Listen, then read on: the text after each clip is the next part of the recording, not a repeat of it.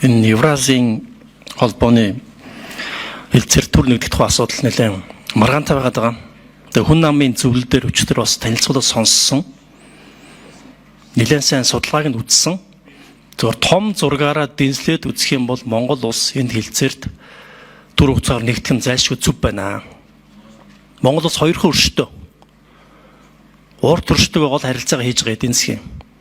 Хойд хөрш болон баруун хөршүүдтэйгээ огт хийдэггүй. Эдийн засаг хөгжих, улс хөгжих хамгийн эхний суурь бол ердөөсөө зах зээл шүү дээ. Тэр зах зээлийг нээхгүй хоёрхан сонголт бидэрт байгаа. Нээхгүй. Би суугаад байх юм бол ямар ч утга учир байхгүй. Тэгэхээр энэ дээр бол зарчмын бодлогын хувьд бол Монгол улсын хувьд бол заавал зөвхөн Евразч биш, Америк, Япон бүх зах зээлийг нээх ёстой. Энэ дээр бол хатуу байр суурьтай байна. Хоёрдугаарт нь бас яг энэ хэлцээлийн өрөөнд 8 бүтээгдэхүүн хасцсан юм байна. Нөгөө эмзэглээд байгаа алдчихгүй гэдэг гол бүрийн нэрийн бараанд бас хамгаалцсан юм байна. Тийм болохоор тодорхой хэмжээгээр эрсдэл багассан байна. Хамгийн гол нь би одоо гишүүдийг болон босод хүмүүсийг бас ингэ бодоосоо гэж боддог. Зах зээлээ нээж Монгол улс бэлэн байдалд орно гэхээс биш бэлэн болчоод туузаа хайжлаад дараа нь зах зээлээ нээдэг юм хаанч байхгүй. Зах зээлээ дагаж үйлдвэрлэн зах зээлээ дагаж хөрөнгө оруулалтын явах болохоор яа харахгүй эхлээд нь зах зээлээ нээж бизнес эрхлэх хөрөнгө оруулах сэтлэн төрөх юм аа. Энэ судалгаагаар харагдаж байна лээ. Тэгэхээр энэ бол бодиттой зөв болох юм бид эргэлзэхгүй байгаа. Зах зээлээ нэгээгүй байхад хэн одоо жишээлбэл арьс хилдээд өхөр үржүүлээд мах зархгаа суухуулаад тэгэхээр заавал энэ хилцээр байж иж дараагийн бизнес хөрөнгө оруулалтын дохио эхэлнэ. Тэгээ яг богино хугацаанд ингээд шууд үр дүн гарахгүй гэж магадгүй. Гэхдээ ямар ч дунд хугацаанд бол шинээр одоо хөдөө аж ахуйн ч юм уу түүх хэдэн дээр суурилсан үйлдвэрлэл бизнес экспорт чиглэсэн бизнесийн ямар ч сэтэл төрнө гэж бодож байгаа. Тэр нь бол зөв гэж бодож байгаа. За энэ дээр харин нэг асуулт байна. Хамгийн чухал зүйлийг бид нар орхигдуулаад байгаа. Яг үүндээ бол Монгол улс энэ хилцээрээс үр дүнтэй байх эсэх нь энэ хилцээрээс биш Евразаас биш, Казахстанаас биш, Оросоос биш биднээс хамаарах. Биднээс жишээ нь одоо би асуулт энэ байна л да. Тэр яг одоо энэ зарим жижиг улсууд Евразийн хилцээлд ороод алдсан гэж жишээ яриад байгаа. Тэр алдсан улсууд болвол тэр Евразаас болоогүй, зах зээлээс болоогүй, тарифаас болоогүй өөрсдийнх нь бизнесийн орчин байхгүйтэй л ахгүй юу? Өөрсдөө гэрийн даалгавар хийж чадахгүй байгаа. Тэгээ миний асуулт бол одоо энэ ингээд хилцээд ороход болж байна. Яг Японтай адилхан, бусад улсуудтай адилхан зах зээлээ нээчлээ.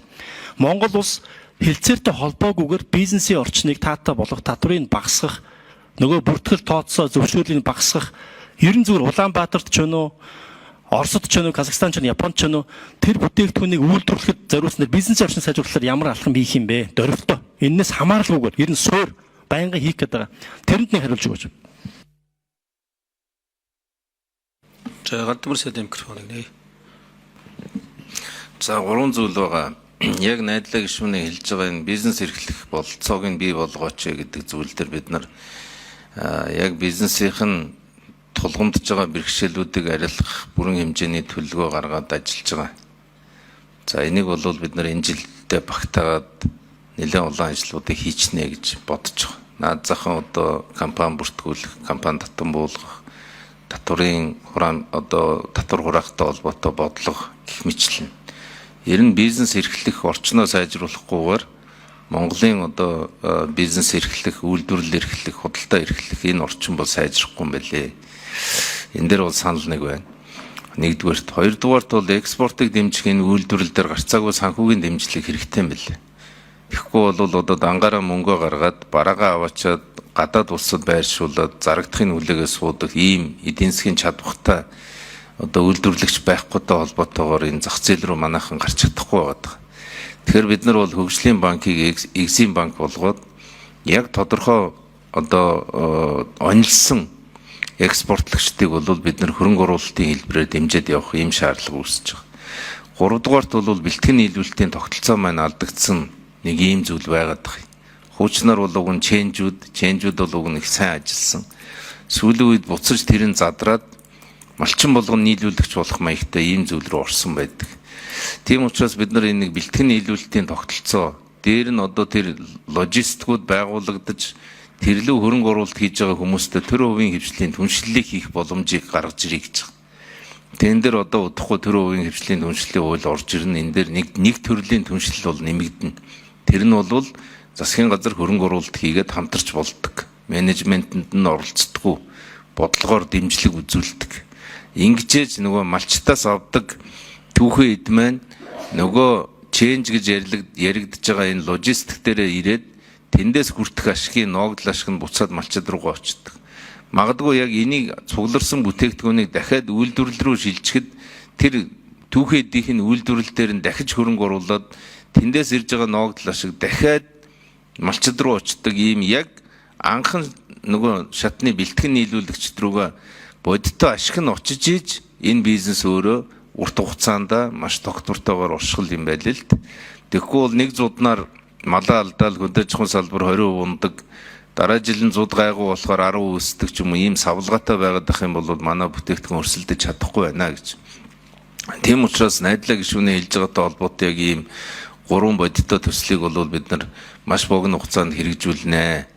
Тэгээд түрүүчийн тэр Япон дээр алдсан алдаанууд юу вэ гэвэл үнэхээр хийсэн гэрээнийхээ араас яваагүй, дэмжлэг үзүүлээгүй, бодиттой шийдэл гаргаагүй, бодиттой хөрөнгө оруулалтын орчин бүрдүүлээгүй, бодиттой одоо бизнесийн орчин бүрдүүлээгүй ийм алдаанууд бол бидэнд байна. Тийм учраас энэ алдааг бол давтахгүйгээр энэ богино хугацаанд бид нар амжилттай ажиллах шаардлага байна л гэж харж байгаа. Баярлалаа. За тодруулаад санал айлаа. Тэгэхээр бид нар нэг юм яг маш сайн ойлгох хэрэгтэй байгаа. Одоо асуудалд бол яг хилцээрээс хамаарах юм шиг, Японоос хамаарах юм шиг, Оросоос хамаарах юм шиг, Хятадаас хамаарах юм шиг яриад байгаа юм аа. Тэгээ хоорондоо маргалдаад байгаа. Яг үндэ бол бараа үйлдвэрлээд, бүтээгдэхүүн үйлдвэрлээд экспортлох, Улаанбаатарын зах зээл дээр зарах, Японд зарах, Оросд зарах, Хятад зарах яг адилхан. Ганцхан бид нар бараагаа хийж чадахгүй, бизнес хийх, худалдаа хийх орчин нөхцөл нь таагүй байгаа болохоор бид нар чадахгүй байгаа болохоос ш энэ хилцээрд нэгдсэн нэгдэхгүйгээс болоод Монгол улс муудчаад байгаа юм биш ээ. Тийм болохоор бизнесийн орчин сайжруулах, аль улс, аль зах зээл хамаарахгүйгээр чадвараа нэмж чадах юм бол үгүй ятгахна Улаанбаатарын зах зээл дээр дотоодын үйлдвэрлэл илүү хөгжих нөхцөлийг бүрдүүлж чадах юм бол энэ хилцээрээс үр дүн авнаа. Тийм болохоор гол анхаарах зүйл бол бусдаас нөхцлөөс хамаарах биш, өөр нэмэлт минут өгье. Гол нь бусдаас биш, яг өөрсдийнхөө бизнесийн орчин татвар, тэр нэмгийн даатгал, зөвшөөрөл, өөр авилга, юу гэдгийг бизнес хийхэд саадтай бүх зүйлийг зоригтой ойлгож чадах юм бол бид нар Евразийн зах зээл байтугай, Орос, Хятадын зах зээл, Япон, Америк гэж гарч чадах юм аа. Тэгээ энэ дээр л гол анхаарлаа хандуулмаар байна.